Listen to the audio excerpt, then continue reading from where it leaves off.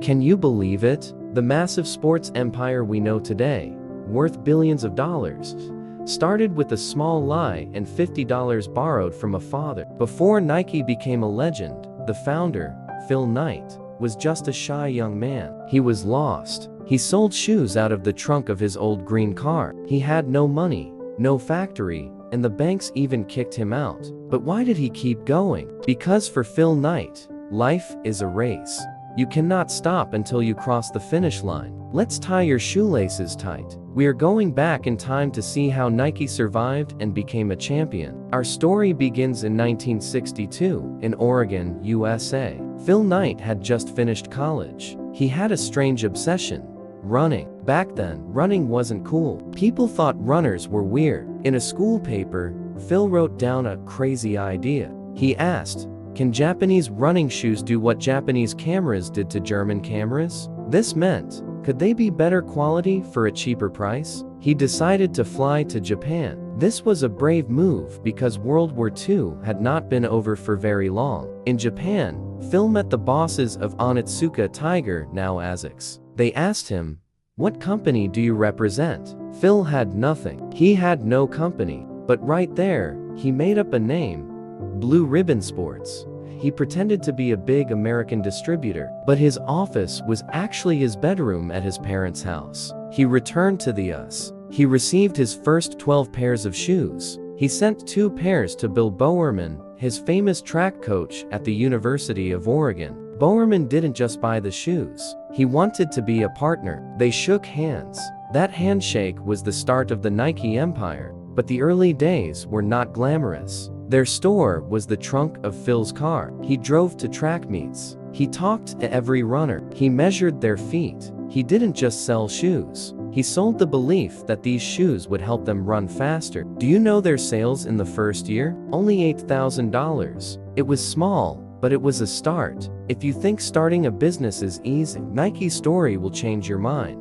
For the first 10 years, Phil Knight was fighting just to stay alive. The biggest problem was money. The company grew very fast. Sales doubled every year, but they had zero profit because they spent all the money buying more shoes to sell. Phil was always broke. He had to beg the bank for loans. He bet his own house. Then, the worst happened. The bank said, "Stop."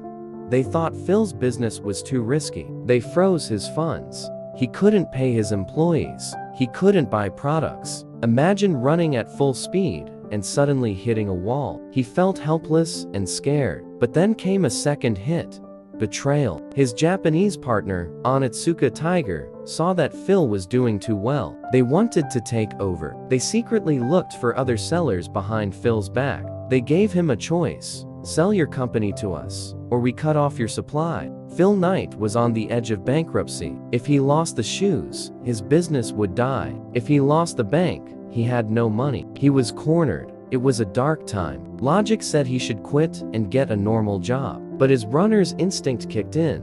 When you are tired and your legs hurt, that is when the real race begins. Phil Knight learned a hard lesson: never let someone else control your destiny. He decided to break free. While pretending everything was fine with the Japanese partners, he secretly found new factories. He decided to create his own brand. But what name should he use? One employee suggested Dimension 6. Phil didn't like it. Finally, just before printing the boxes, Jeff Johnson, the first employee, had a dream. He dreamed of the name Nike, the Greek goddess of victory. Phil said, "I don't love it, but maybe it will grow on me."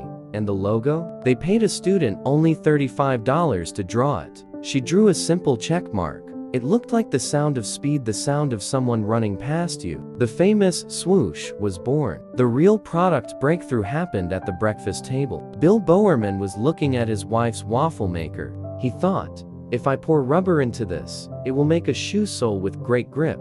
He ruined the waffle maker, but he created the Nike waffle trainer.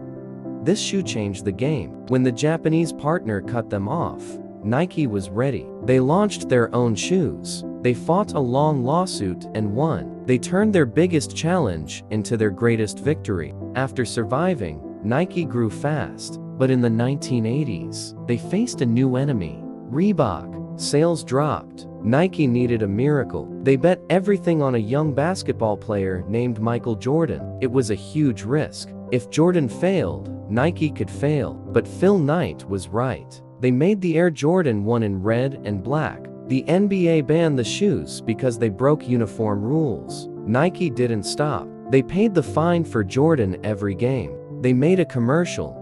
The NBA threw them out of the game, but they can't stop you from wearing them. This rebellious attitude was loved by young people. Then came the greatest slogan ever, just do it. 3 simple words. It didn't talk about shoes. It talked about life. Why is Nike so successful? Phil Knight's philosophy is simple. We don't sell shoes. We sell emotion. When you wear Nike, you are not just wearing rubber and leather. You are wearing the spirit of Michael Jordan, Tiger Woods, and Cristiano Ronaldo. You are wearing the belief that, I can do this.